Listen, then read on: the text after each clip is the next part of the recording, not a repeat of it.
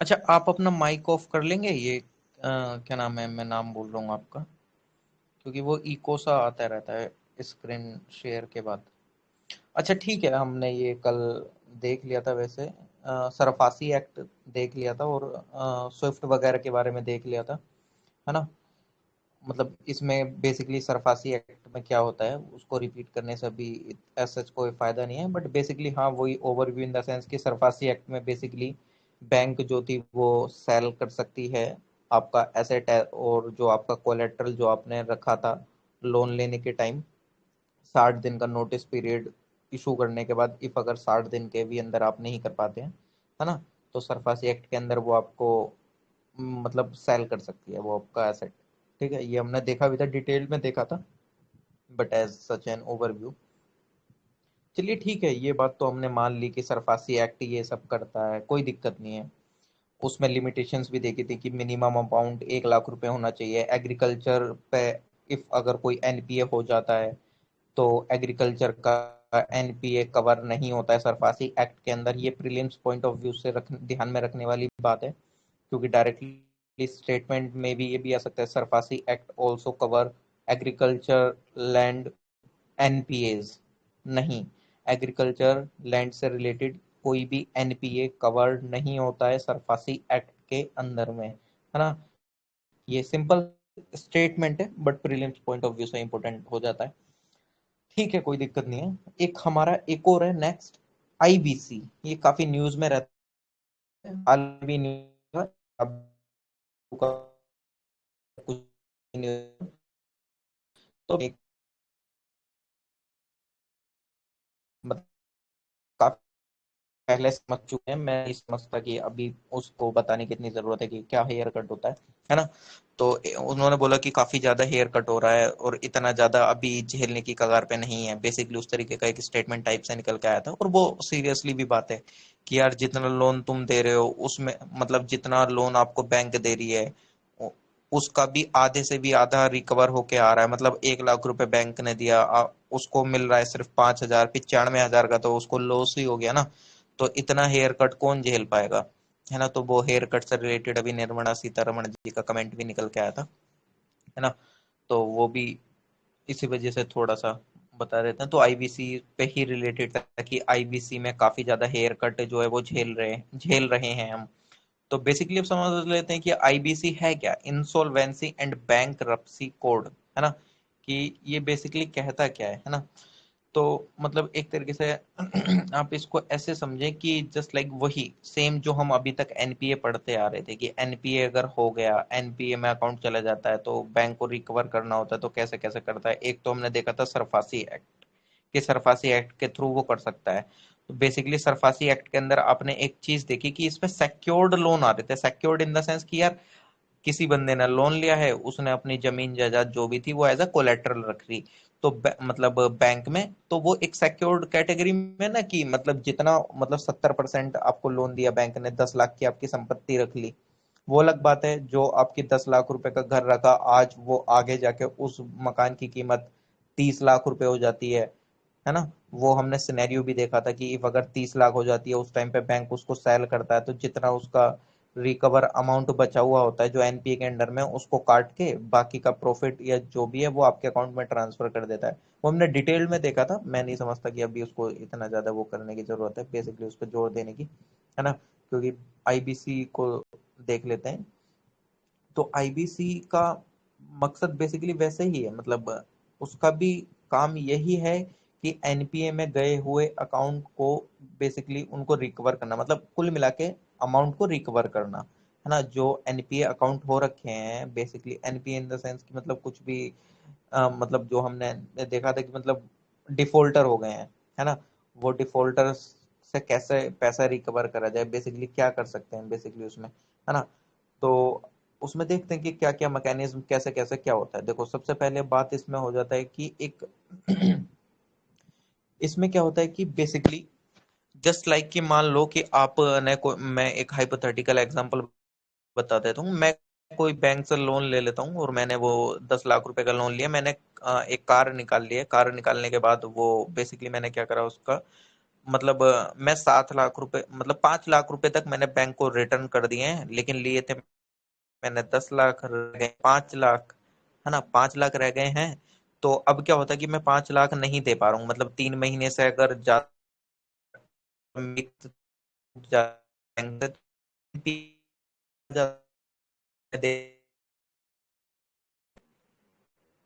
Hello, आवाज आ रही है मेरी? हेलो, हेलो, आवाज आ रही है मेरी? हाँ सर, आ रही है, अच्छे से आ रही है सर। हाँ, तो मेरी आवाज आ रही है? बेसिकली क्या हो जाता है, 5 लाख। हाँ हाँ, तो वो जो 5 लाख रुपए हैं, तो मैं वो उनको जमा नहीं कर पा रहा, मेरा एनपीए में चला गया। अब मेरी खस्ता हालत हो रखी है, मैं 5 लाख रुपए की कंडीशन में नहीं हूं कि मैं जमा कर पाऊँ। तो उस टाइम पे क्या होता है, बैंक आपको एक प्रपोजल भी दे देता है कि आप एक काम करो, सेटलमेंट कर लेते हैं। अब सेटलमेंट का कैलकुलेशन बैंक का अलग होता है। वो गाड़ी की वैल्यूएशन भी निकालता है कि इतने किलोमीटर चली हुई है, कितने मतलब कितना इंटरेस्ट है, वो बकायदा A to Z। मतलब मान लो जस्ट लाइक जैसे 5 लाख देने थे, सेटलमेंट मेरा हो जाता है 2.5 लाख पे, कि भाई एक काम करो, आप इंटरेस्ट इंटरेस्ट छोड़ो, जो भी है वो आप 2.5 लाख रुपए जमा कर दो, और हम आपका जो ये केस है मतलब केस इन द सेंस कि जो ये अकाउंट एनपी में गया हुआ है उसको हम बाहर निकाल लेते हैं, है ना।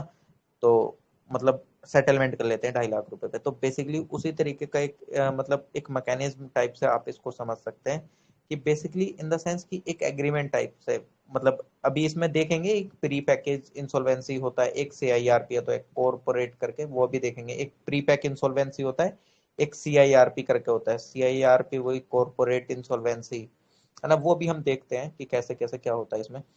तो बेसिकली चलो प्री पैक इंसॉल्वेंसी से स्टार्ट करके बैक साइड में घूम के आएंगे, जब यही बात छिड़ गई है तो, है ना। अब एक सिनेरियो समझ लेते हैं कि प्री पैक इंसॉल्वेंसी बेसिकली क्या है, कि जस्ट ये प्रीलिम्स पॉइंट ऑफ व्यू से भी इंपॉर्टेंट हो जाता है, जो मैं स्टेटमेंट बोलूंगा ना वो उसको ध्यान में सुनना, है ना।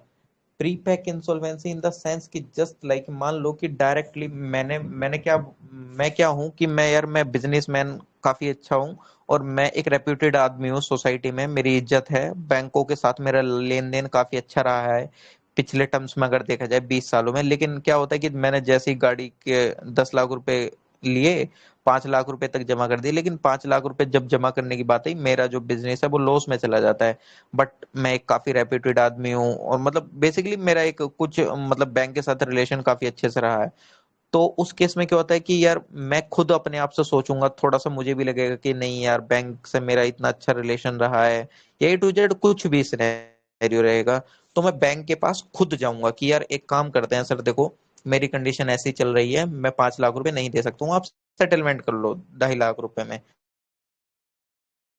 ये जो स्टेट बोलूंगा को ध्यान रखता है खुद भी, बेसिकली।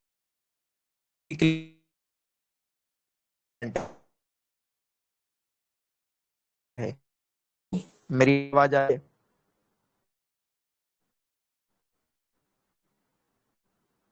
हेलो,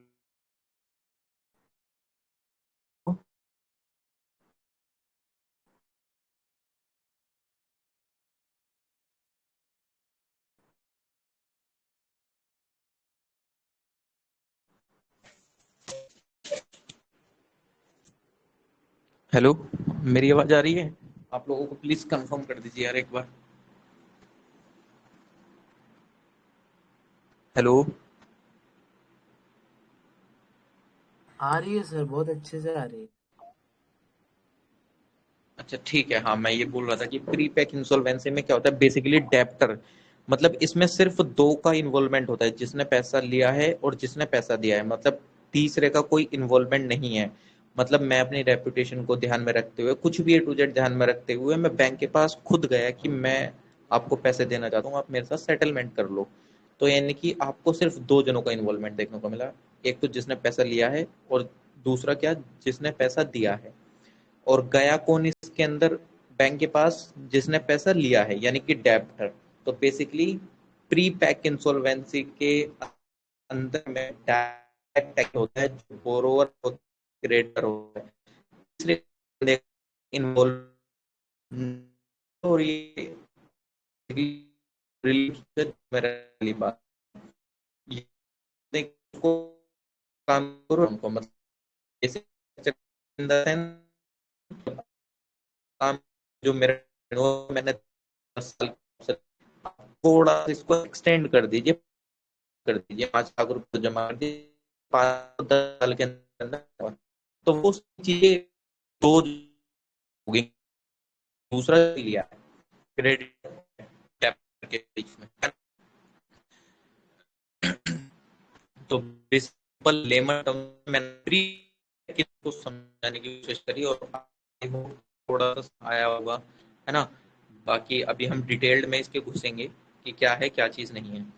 अब उससे पहले ये चीज आ जाती है कि चलो ठीक है, हमने इंसॉल्वेंसी को मान लिया कि ये चीज आई है, तो उससे पहले क्या कुछ मतलब इसको लाने की जरूरत ही कहाँ पड़ी। मतलब ये जो कोड है आईबीसी 2016 में आया है, इंसॉल्वेंसी बैंक्रप्सी कोड 2016 में इंट्रोड्यूस हुआ, क्या उससे पहले कुछ ऐसे प्रावधान नहीं थे कि इस तरीके से बैंक से लोन रिकवर वगैरह ये सब कर दिया जाए?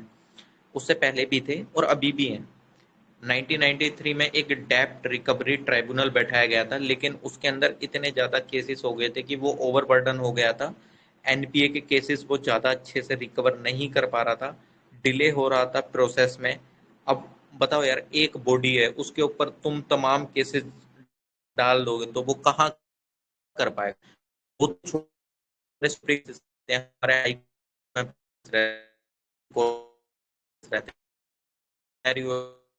है कि क्यों की संख्या है, जिसकी संख्या में अलग सिनेरियो है,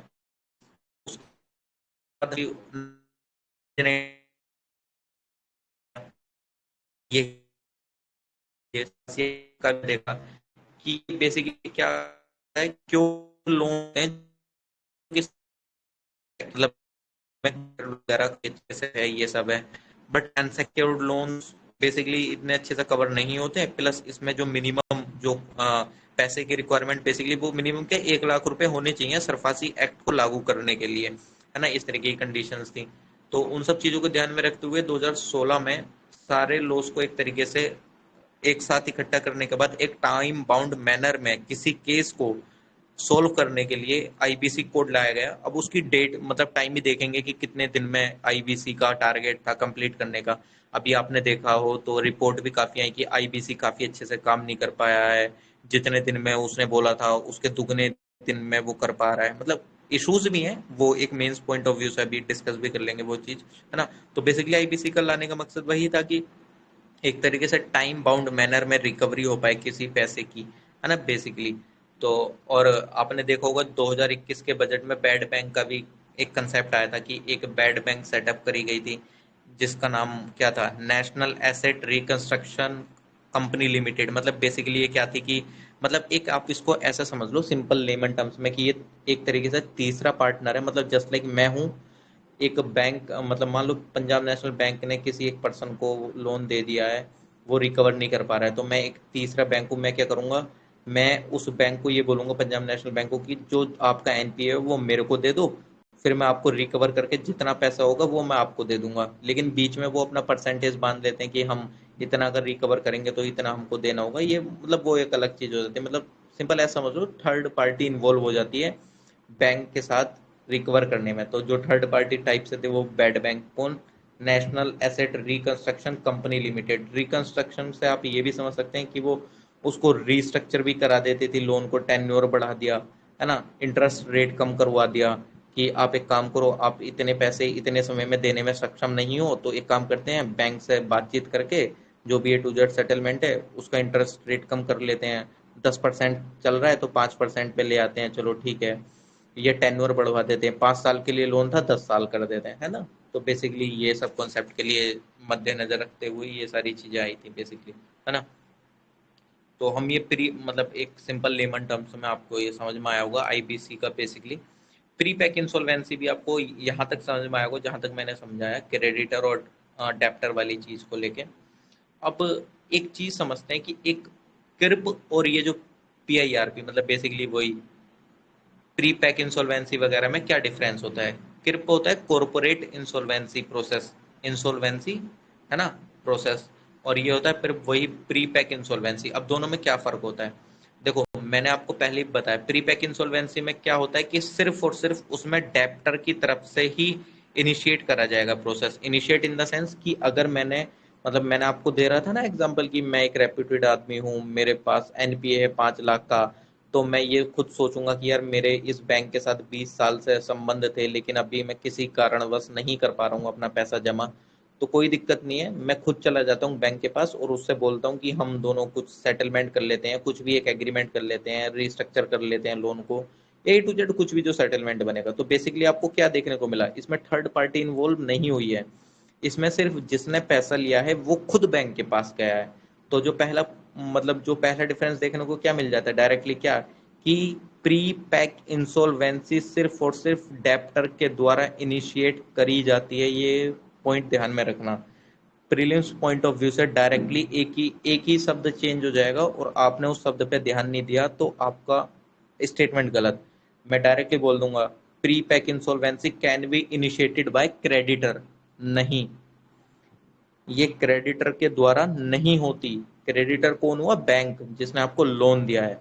ये सिर्फ हमेशा किसके द्वारा इनिशिएट करा जाएगा प्रोसेस, ये सिर्फ डेप्टर जिसने पैसा लिया है, मतलब बेसिकली, है ना। तो वो बेसिकली आप इसको ध्यान में रख सकते हैं काफी अच्छे से। और जो क्रिप होता है, क्रिप वही की एक मैकेनिज्म है, इसमें थर्ड पार्टी टाइप से इन्वॉल्वमेंट आ जाता है। या तो क्रेडिटर या तो बैंक अप्रोच कर लेती है कि यार आईबीसी के तहत हम इसको रिकवर करना चाहते हैं थोड़ा सा प्रोसेस वगैरह में। तो क्रेडिटर जिसने लोन दिया है, जिसने लोन लिया है, दोनों में से कोई भी इस प्रोसेस को स्टार्ट कर सकता है बेसिकली, है ना। और जो क्रिप होता है, जो कॉरपोरेट इंसॉल्वेंसी प्रोसेस, वो बेसिकली सारी एमएसएमई जो कंपनीज हैं उन पे एप्लीकेबल होता है ना। एप्लीकेबल जितनी भी सारी कंपनीज है, चाहे एमएसएमई हो चाहे A to Z जितनी भी कंपनीज, जस्ट लाइक कोई भी है, बिरला मान लो, आदित्य बिरला ग्रुप मान लो, टाटा मान लो, कोई भी A to Z कुछ भी, सारी कंपनीज क्रिप के अंदर इंक्लूड हो जाती हैं। बट क्रिप में सिर्फ एमएसएम ही एप्लीकेबल है। प्री पैक इंसॉल्वेंसी में सिर्फ एमएसएमई ही एप्लीकेबल है, ये ध्यान रखिएगा, है ना। ये छोटे छोटे पॉइंट है बट ध्यान में रखने वाली बात है। मतलब प्रीलिम्स पॉइंट ऑफ व्यू से ये थोड़ा सा रोल प्ले कर देते हैं काफी अच्छे से। अब इसमें क्या होता है कि बेसिकली जो रिजोल्यूशन होता है वो पब्लिक, देखो, प्री पैक इंसॉल्वेंसी में रिजोल्यूशन किसके थ्रू हो रहा था, सिर्फ और सिर्फ उसमें दो जने थे, दो बंदे इन्वॉल्व थे, एक तो बैंक और एक लेने वाला। कृप वही कॉर्पोरेट वाला, कॉर्पोरेट इन द सेंस कि यार तीसरा कोई बंदा भी इन्वॉल्व हो गया है बेसिकली, या कुछ भी A to Z। तो उसमें क्या है कि पब्लिक बिडिंग के थ्रू उसको रिस्ट्रक्चर करा जाता है लोन को क्रिप में, लेकिन उसमें तीसरे बंदे की इन्वॉल्वमेंट नहीं होती प्री पैक इंसॉल्वेंसी में। उसमें सिर्फ बैंक और जो लेने वाला है उसकी इन्वॉल्वमेंट होती है, इसमें नहीं होती है ना बेसिकली। और इसके टाइम पीरियड की बात करें तो क्रिप 330 दिन का टाइम है और उसमें 120 दिन का टाइम दिया गया था, फिर बाद में इसको बढ़ा दी। 120 दिन का तो टाइम है, लेकिन वो फिर मैं अभी आपको बता रहा था ना, इश्यूज देखने को मिल रहे थे कि जितना टाइम पीरियड में डिसाइड करा गया था इतने टाइम पीरियड के अंदर ये केस रिजोल्व हो जाना चाहिए, बट नहीं हो पा रहे थे, काफ़ी दिक्कतें आ रही थी जिसकी वजह से ये काफ़ी न्यूज़ में भी चल रहा था। बट हाँ, काफ़ी केसेस रिजोल्व भी हुए हैं, ऐसा नहीं है। आईबीसी के आने के बाद 2016 में आईबीसी जब से आया उसके बाद केसेस रिजोल्व नहीं हुए। स्टार्टिंग में काफ़ी अच्छे से केस रिजोल्व हुए, उसके बाद थोड़ा सा धीमा प्रोसेस हो गया था, है ना। टाइम लगने लगा था, रिकवरी उस लेवल पर थोड़ी सी नहीं हो पा रही थी, वो उसके अलग इशूज हैं, वो हम कभी इसमें क्वेश्चन भी डिस्कस करेंगे तो तब उस टाइम पे काफ़ी अच्छे से देखेंगे, है ना, कि चैलेंजेस क्या क्या, चैलेंजेस तो देख लेंगे, अभी भी कोई दिक्कत नहीं है ना। अब बेसिकली सिंपल मेजोरिटी में अगर मैं आपको डिफरेंस बताऊँ, ये बेसिक बेसिक डिफरेंस था प्री पैक इंसॉल्वेंसी और क्रिप्टो में, है ना। आई होप कि यहाँ पे थोड़ा बहुत समझ में आया होगा जितनी मैंने समझाने की कोशिश करी अभी।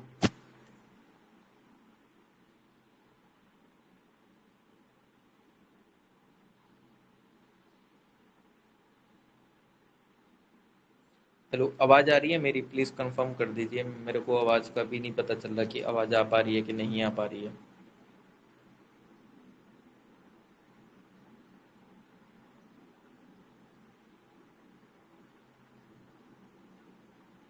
हेलो।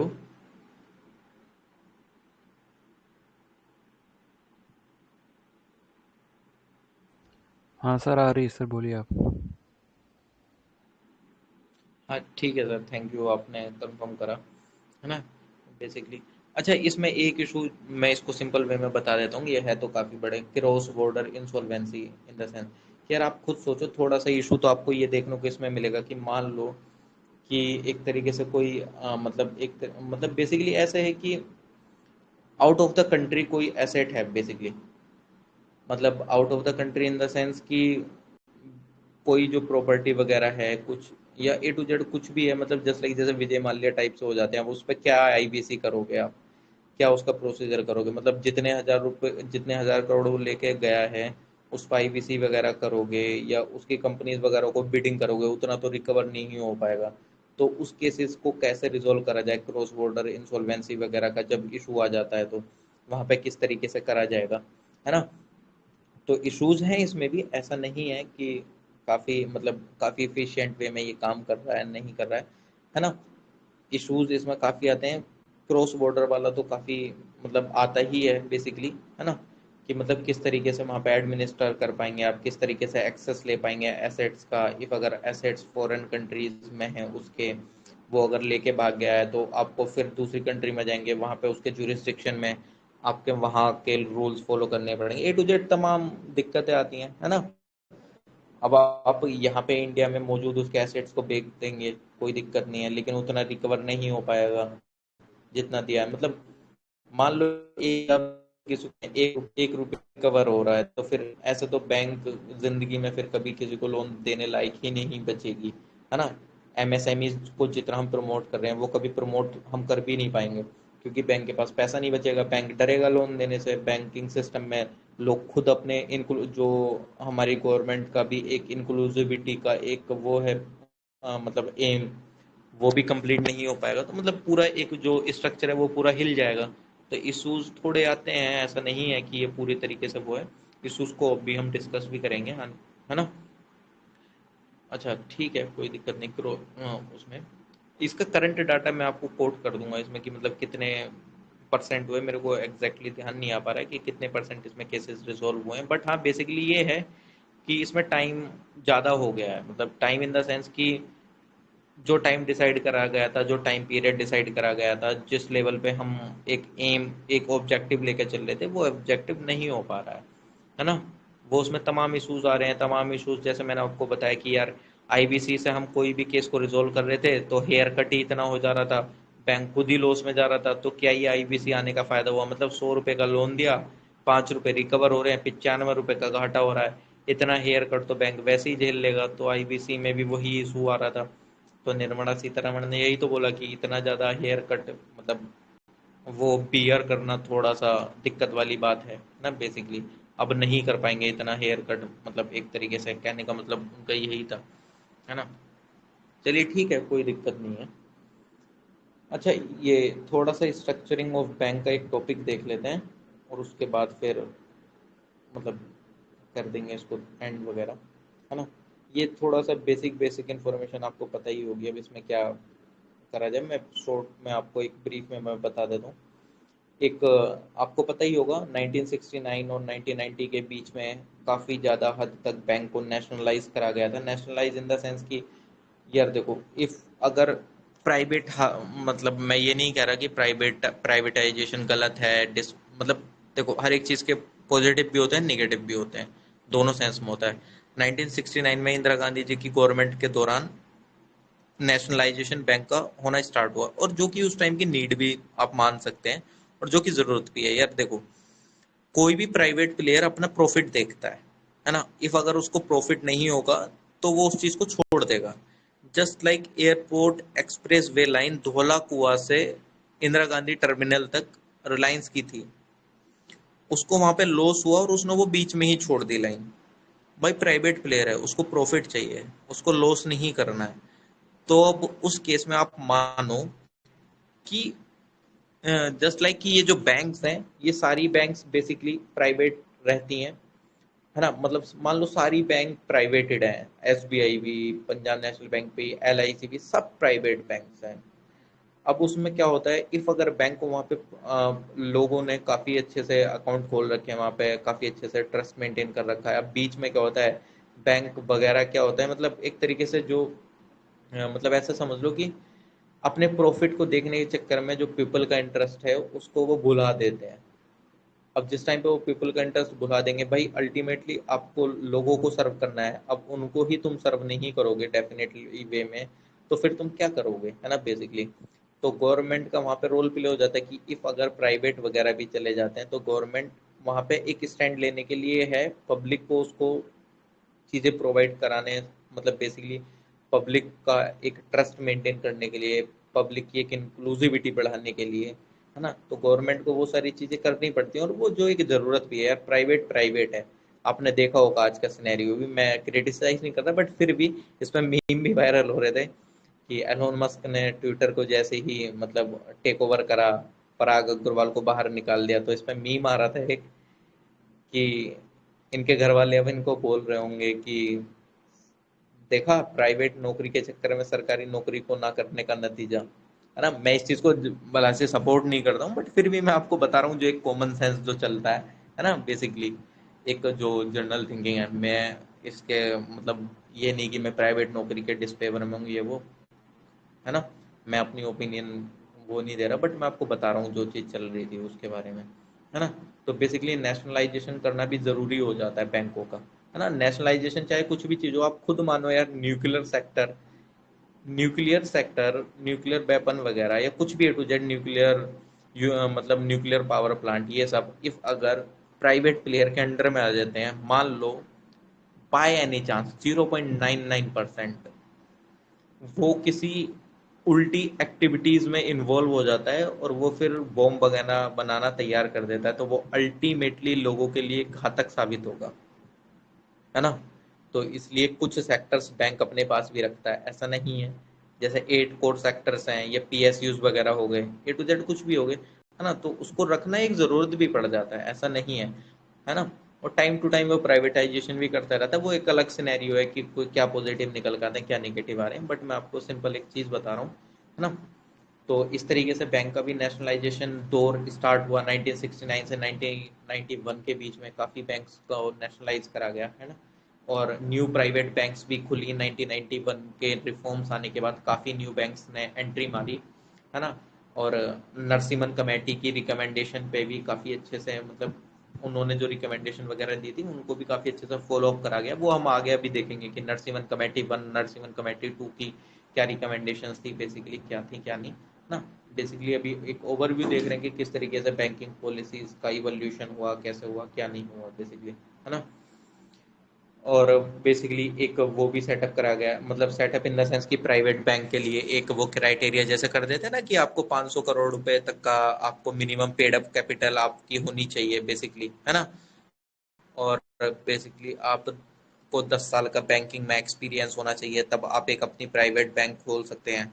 मैंने अभी एक शब्द बोला था, पेड अप कैपिटल, है ना। इसका मतलब क्या है, इफ अगर कोई हो तो वो टाइप कर सकते हैं। पेड अप कैपिटल अभी हम देखेंगे जिस टाइम पे उस शेयर मार्केट वगैरह में एंटर, मतलब शेयर मार्केट जिस टाइम पे हम देखेंगे, है ना, उसमें आएगा ना paid up market, call money market, और ये जितनी भी मतलब शेयर मार्केट से रिलेटेड, है ना। तो बेसिकली आप इसको ऐसा समझ सकते हैं कि स्टार्टिंग में उसके पास मतलब 500 करोड़ रुपए के तो मिनिमम इनिशियल इतना होना ही चाहिए, प्लस उसको एक्सपीरियंस होना चाहिए, है ना।